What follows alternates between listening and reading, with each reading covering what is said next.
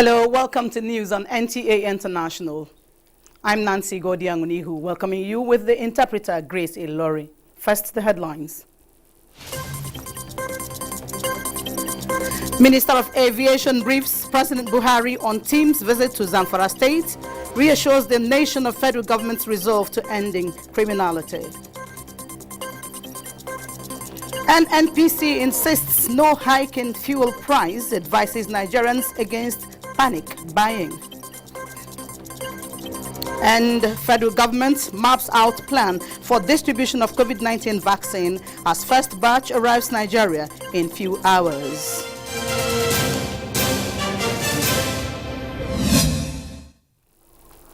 On the news in full, the Minister of Aviation, Hadi Sirika, has given further clarifications on the presidential message his delegation delivered to the government and people of Zamfara State following the abduction of the Jangebe schoolgirls.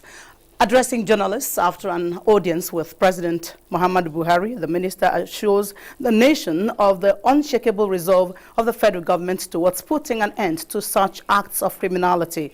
He said neither the capacity nor the political will is lacking in the renewed onslaught against crime and criminal elements terrorizing vulnerable Nigerians. It's humanly possible by any government to put in place to ensure security of lives and property is being put together to ensure that this doesn't happen. Yes, there may be possibility that some people will try to do it to embarrass government, but government has the resources to continue to give the best in terms of security in this country. And we think and we hope, by the special grace of God, that this will be the last that we'll see in this country. We forget so quickly. There has been a time in this country when governance even became terribly impossible. A section of this country is hoisting another flag. We can't go to our churches or mosques. We can't go to schools. We can't go about doing our normal businesses. This issue of insecurity and the bombings that we have seen started right here at the center of Abuja. There were moments when there are security checkpoints everywhere you go. They bombed the Central Mosque of Kano. 1,000 people died. Those are things of the past. Is government committed? Truly it is committed. Don't forget, the president could be a civilian president, but he's a true commander-in-chief. And he had been there before. And he's doing his best. And I am sure if you'll do justice to the government, you say it is doing much better than it was before. You are in Zamfara State as leader of federal government delegation. You have heard from the government and people of Zamfara State. What message have you brought back to the president? Well, the message we brought back to the president that the government and people of Zamfara are very appreciative of the efforts that Mr. President is doing, including all of the things that the president had done towards Zamfara. The governor said also he has unfettered access to Mr. President, and Mr. President has always given him a listening ear, and they have helped him in so many ways in reaching out to a peaceful coexistence of his people. So he's very, very glad and he's very happy. He asked us to greet Mr. President and tell Mr. President that he should count him as a partner in this challenge. Aviation Minister there speaking to journalists after briefing the President on the Jangebe Zamfara mission. The World Trade Organization, WTO's first female and first African Director General Ngozi Okonjo-Iweala began work on Monday, ending a 6-month leadership void at the Global Trade Watchdog. The first day of the former finance and foreign minister at the helm of the WTO coincides with the meeting of its top decision-making body, the General Council. After a long campaign that was derailed in the late stages by a Trump administration veto, the 66-year-old Nigerian was finally confirmed as boss last month.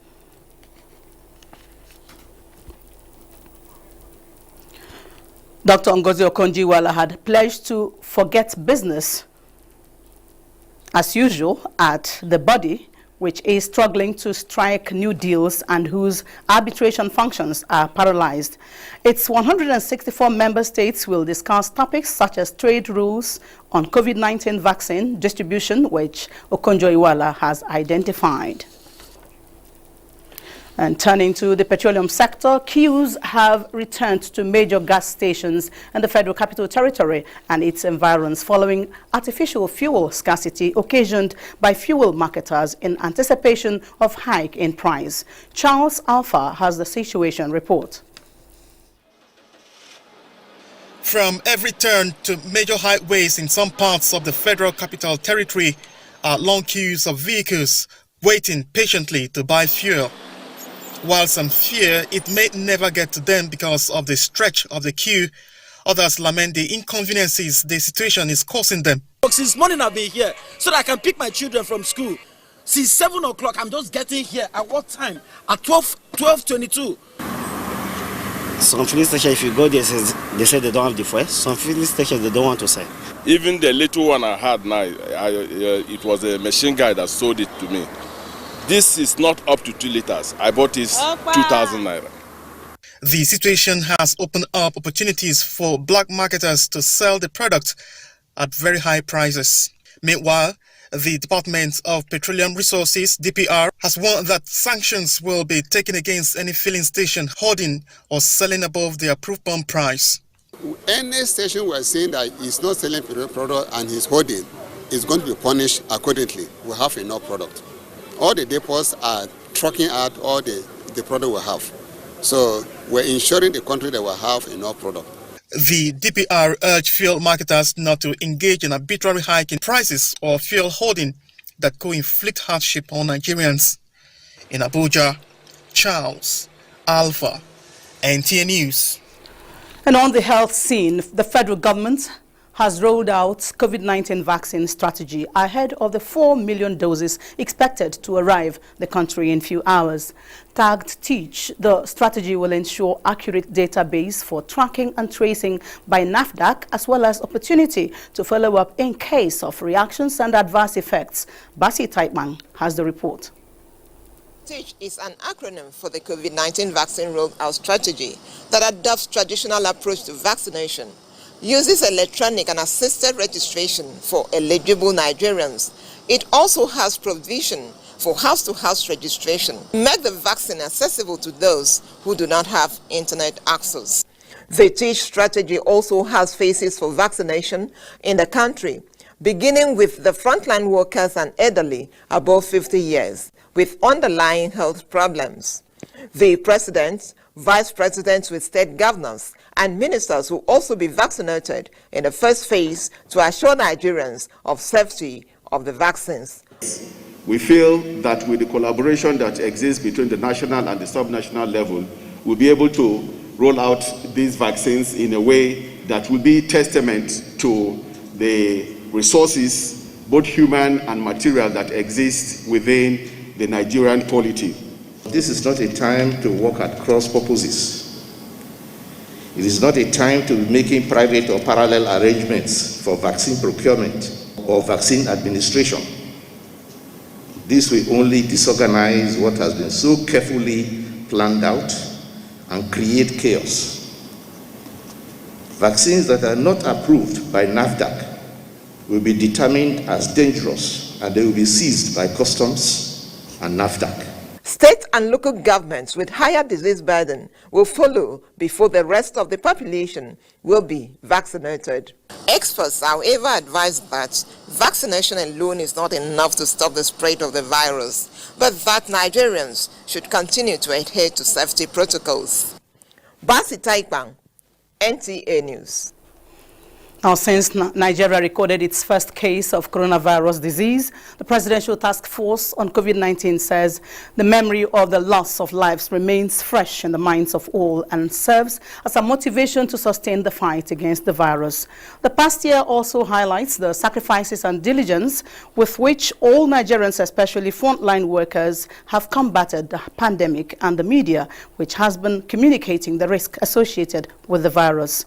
The PTF commended the national response as successful in slowing down the spread and minimizing fatalities, developing national response strategy, Increasing non-pharmaceutical guidelines and building infrastructure, including the establishment of 132 labs across the country, among others. The task force insists that vaccines coming into Nigeria are safe and will be administered in a prioritized manner with the aim of inoculating 70% of citizens in 1 year.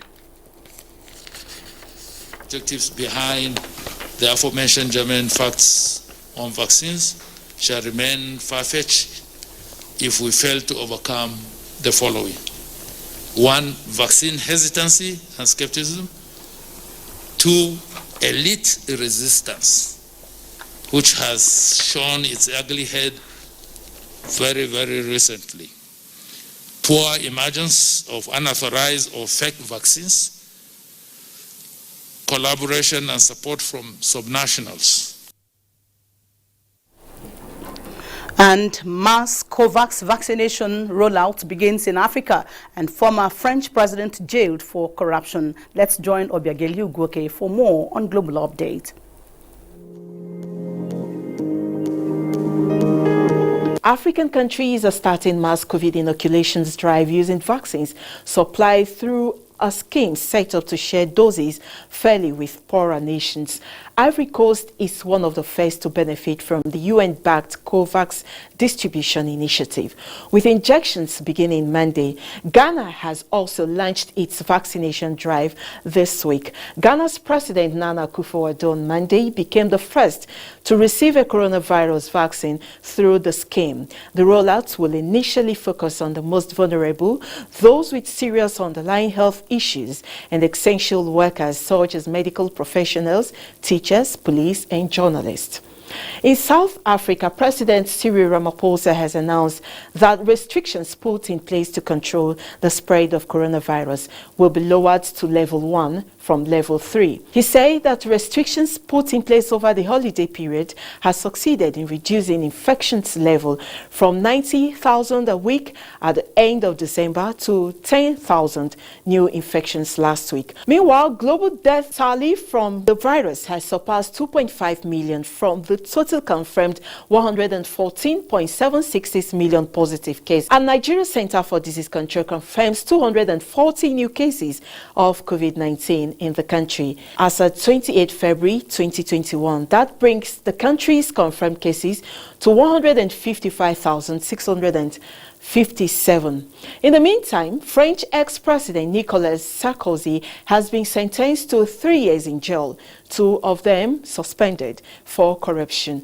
The 66-year-old was found guilty of trying to bribe a magistrate by offering him a prestigious job in return for information about a separate criminal case against Sarkozy. The magistrate and Sarkozy's former lawyer got similar sentences. All 3 defendants are expected to appeal. And that does it from here. Thank you for your time. I'm Obiageli Ugwoke. Thank you, Obiageli. The Vice President, Yemi Osinbajo, this Monday inaugurated the Senior Executive Course 43 of the National Institute for Policy and Strategic Studies, NIPS, urging the participants to unlock the mystery of failed and poorly implemented policies and projects.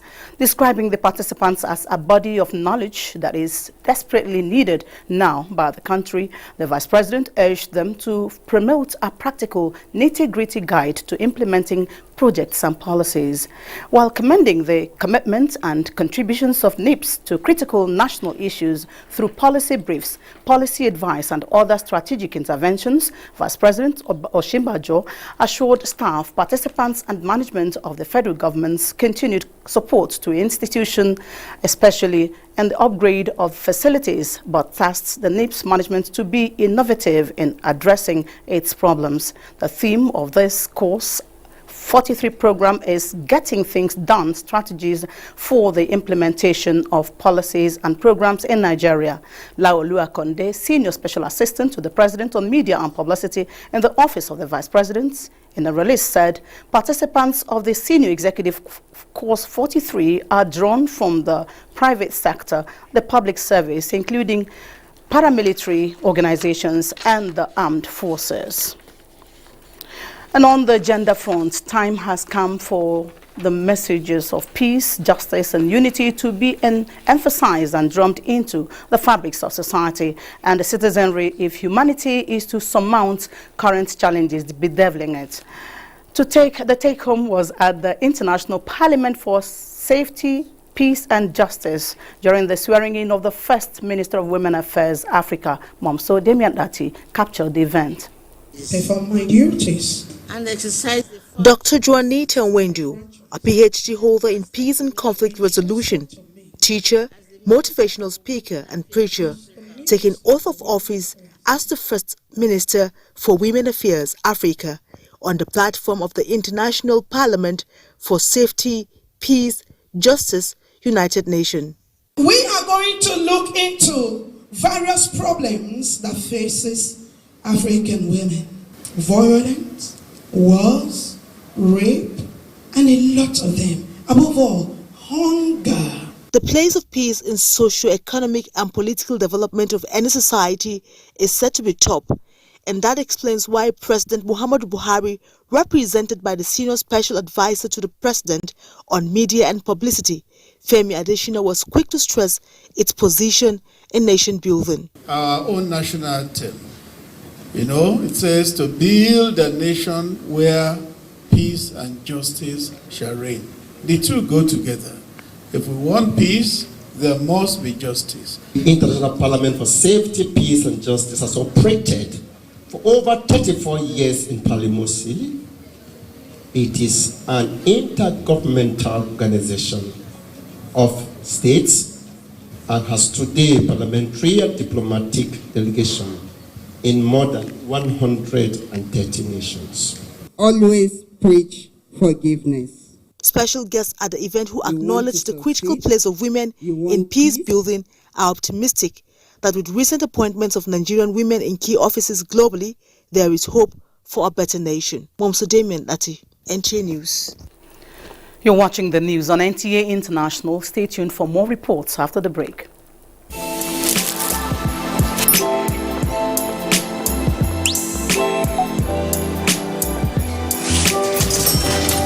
Hey beautiful, your eyes, your smile are all begging me to take you home tonight. Now reading page 3. Experience unlimited super-fast internet access from Entel 4G. Entel. Live more.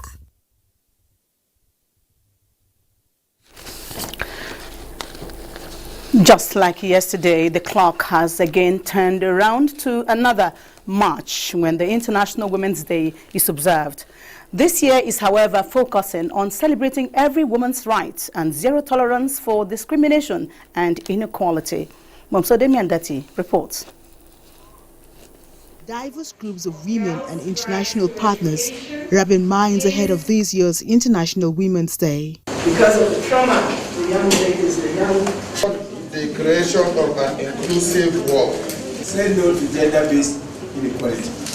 I choose to challenge women leadership in sustainable development. Though the message for this year revolves around issues of discrimination, inequality and lack of respect for women's rights, there is, however, an ugly phenomenon threatening the women folk. About 1,157 students have been kidnapped in 7 years. This is unbelievable and we must not stay silent anymore. We owe it to our children to push until something happens. Yes, my heart is torn into pieces at the mindlessness of the perpetrators of this crime against humanity. We are appealing to our leaders at all levels to pay attention to the infrastructural development and security of our schools. This year, the theme for the event is Zero Discrimination. In Abuja, Momso Demian-Dati, NTAi News. As Zamfara State government refutes the recently circulated story on the purported release of the kidnapped GGSS Jangebe students, tension and anxiety have continued to rise among families of the abductees. Correspondent takes a look at the current mood in Jangebe community. Jangebe is one of the major districts in Talata Mafra local government area of Zamfara State, whose population is largely Hausa, with farming as their major occupation. The last week Friday abduction of more than 300 students at the only government girls' science secondary school in the area has thrown people in the town and environs, especially families of the abductees, in a serious state of mourning. Some parents of the abducted girls have relocated to the school as they wait anxiously for the release of their wards. My children is 4, yes, but I found one of them. But the 3 of them have been police bandits. We wanted the governor of Zamfara State to help and try his best to rescue our children. Under some situation, myself and my entire family of these children that have been abducted. Some students of the college narrated how they narrowly escaped the abduction, as they also look forward to seeing the release of their colleagues soonest. They came in a large number, wearing military uniforms. They asked us to wake up and come out for morning prayer. When we hurriedly came out, they asked us to join a queue of students from some other hostels. So I managed to pull out of the queue and lay down in a nearby culvert and later sneak into the toilet. I came out after they had left. I am seriously terrified by the incident. Meanwhile, Governor Bello Mohammed had, while receiving Zamfara State Council of Chiefs on a sympathy visit to Government House Gusau over the sad event, said significant progress has been made in the effort to safely rescue the abductees. Earlier, the Zamfara State Police Command had dispatched 2 surveillance helicopters to reinforce ground troops around the areas where the abducted girls are believed to have been held hostage. In Gusau, Sadia Abubakar Tuno, NTAi News. The Director General of the All Progressives Congress APC Governors Forum, Salihu Mohammed Lukman, has called on the federal government to allow the creation of state police in the wake of rising attacks on schools. In a statement, the DG says Nigeria's national situation in the area of security is no longer acceptable and challenged the political class and subnational entities to complement efforts of the federal government to reduce mass poverty, which he describes as the factory producing kidnappers, bandits and terrorists. The APC Governors Forum DG added that now is the right time to consider and implement the All Progressives Congress Committee on True Federalism led by Governor Nasir El-Rufai, which has, among other things, recommended the creation of state police. Now, hearing resumed on Monday in the trial of former chairman, the defunct Pension Reform Task Team, Abdurrashid Maina. The defendant opened his defense by calling his first witness, Ngozika Ihuoma, to testify. She told the court that she worked as a biometrics consultant for the pension task team together with Maina and other team members when a total sum of 1.6 trillion naira was recovered in cash and other assets for the government during the 2011 nationwide pension verification exercise. Beauty of our legal jurisprudence is that you must hear the other party. And we are happy for the opportunity that has been given to us to also enter our defense. You've heard the revelation that is being made. By tomorrow, we are sure we will conclude for this particular witness so that we'll have an opportunity of getting our own defense out in the open. Counsel to the defendants, Sani Katu, SAN, informed the court of his intention to call more witnesses when the matter resumes on Tuesday. Maina is facing charges of alleged pension fraud to the tune of 3.1 billion naira. President Muhammadu Buhari rejoices with prominent Lagos politician and mother of Speaker of the House of Representatives, Alhaja Latifat Olafunke Bajabiamila, as she turns 91 March 2nd, 2021. The president felicitates with the United Kingdom trained nurse who, after her foray into politics, became the first elected female local government chairman in Lagos State under the Lateef Jakonde administration. He commends Alhaja Bajabiamila's piety to all and sundry, as she's a foremost leader in the Ansaruddin Society of Nigeria, which pedestals her as an accomplished person in the spiritual realm. President Buhari wishes the nonagenarian greater joy and good health, praying that she would continue to rejoice in her children, among whom is Mr. Femi Bajabiamila, Speaker, House of Representatives. And moving on to sports, Team Nigeria tipped to excel at African Nations Volleyball Championship in Abuja. Tamara Ibiwe brings us details on sports update.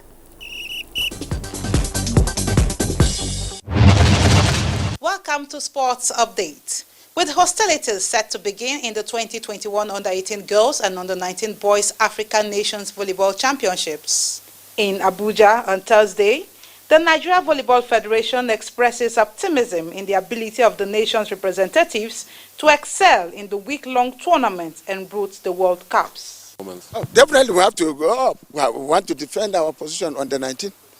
And my expectation is that my girls also, they should go up. No more position 4. I want to see them in the first 2 so that they can go to Mexico for Under-18 World Championship and Iran Under-19 World Championship. I want to see Nigeria participating. In football, action continues in the Premier League this week, with Manchester City awaiting Wolves at the Etihad on Tuesday. On Wednesday, Burnley welcomes Leicester City, Aston Villa visits Sheffield United, and Crystal Palace host Manchester United, while on Thursday, West Brom and Everton square off, and Liverpool clash with Chelsea. Finally, in tennis, Novak Djokovic has equaled Roger Federer's record of 310 weeks, ranked as world #1, and will be guaranteed to break the mark next week. The 33-year-old Serbian won his 18th Grand Slam title and his 9th Australian Open crown in Melbourne last month. His victory in Melbourne takes him to 2 wins behind the joint holders of the men's Grand Slam record, Federer and Rafael Nadal. And that's Sports Update. I am Tamara Ibiwe. And next is a peep into Tuesday's weather forecast.